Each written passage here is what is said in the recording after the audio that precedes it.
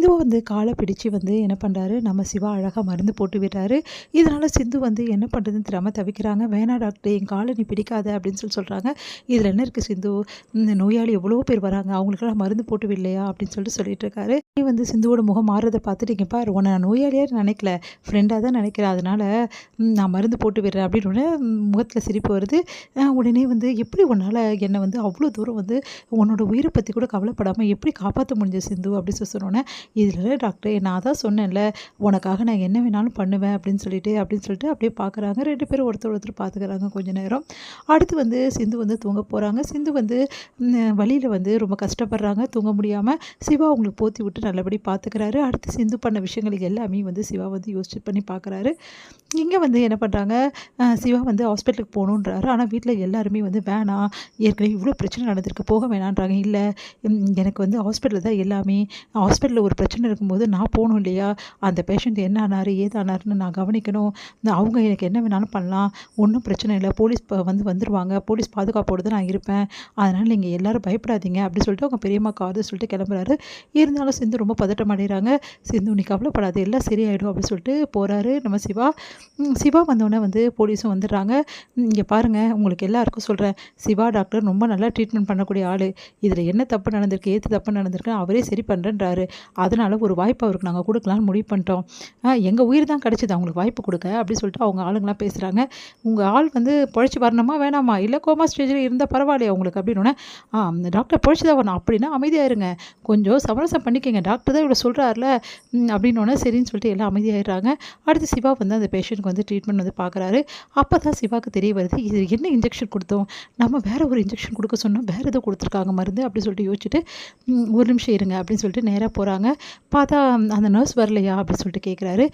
அந்த நர்ஸ் வந்து வரல, லீவ் போட்டாங்களா, எதுக்கு லீவ் போடுறாங்க அவங்க, நான் அவங்கக்கிட்ட கொஞ்சம் பேச வேண்டியது இருக்கே அப்படி சொல்லிட்டு யோசிச்சுட்டு வந்து வராரு.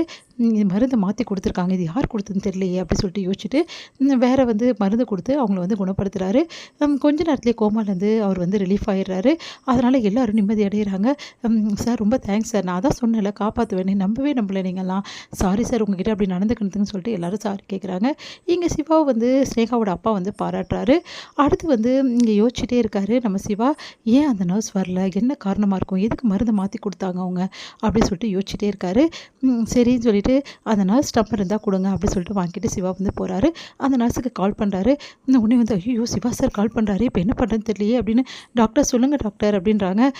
எங்கே இருக்கீங்க நீங்கள், உங்களுக்கு கொஞ்சம் நான் உங்களை பார்க்கணும் அப்படின்னா, இல்லை டாக்டர் நான் வெளியூரில் இருக்கேன், எனக்கு நல்லாவே தெரியும் நீங்கள் உள்ளூரில் தான் இருக்கீங்கன்னு சொல்லிட்டு உங்களை நான் மீட் பண்ணணும் அப்படின்றாங்க. சரிங்க டாக்டர் அப்படி சொல்லிட்டு சொல்கிறாங்க. இங்கே வந்து நர்ஸும் வந்து நம்ம சிவாவும் வந்து மீட் பண்ணுறாங்க. அப்போ சிவாவுக்கு வந்து உண்மையை சொல்லுங்கள், எதுக்காக நீ வந்து இந்த மாதிரி ஒளிஞ்சிருக்க அப்படின்னோடனே, நான் ஒன்றும் ஒளிஞ்சில்லையே டாக்டர், இன்றைக்கி எனக்கு கொஞ்சம் வேலை இருந்தது அதான் லீவ் போட்டேன். உண்மையை சொல்ல போறியா இப்போ இல்லையா, இங்கே பார் ஒரு உயிர் சம்மந்தப்பட்ட விஷயம், நான் அந்த மருந்தையே மாற்றி கொடுத்தேன், நான் உங்ககிட்ட வேறு மருந்து தானே கொடுத்தேன், எதுக்கு அதை மாற்றி கொடுத்தேன்னு, அது வந்து டாக்டர் சொல்லு இப்போ உண்மையை சொல்ல போறியா இப்போ இல்லையா அப்படின்னோடனே, ஸ்னேகா மேடம் தான் மாற்றி கொடுத்துருக்காங்க, நான் ஸ்னேகா மேடம் கிட்ட கொடுத்துட்டு போயிட்டேன், அவங்க தான் மாற்றிருக்காங்க டாக்டர், எனக்கு இதை பற்றி எதுவும் தெரியாது அப்படின்னு அதிர்ச்சி அடைகிறாரு. அப்போ இவ்வளோ விஷயத்தை செஞ்சது ஸ்னேகாவா, அவள் ஒரு வார்த்தை கூட சொல்லலை, இப்படி பண்ணிட்டா அப்படின்னு சொல்லிட்டு செம்மையாக டென்ஷன் ஆகிடுறாரு.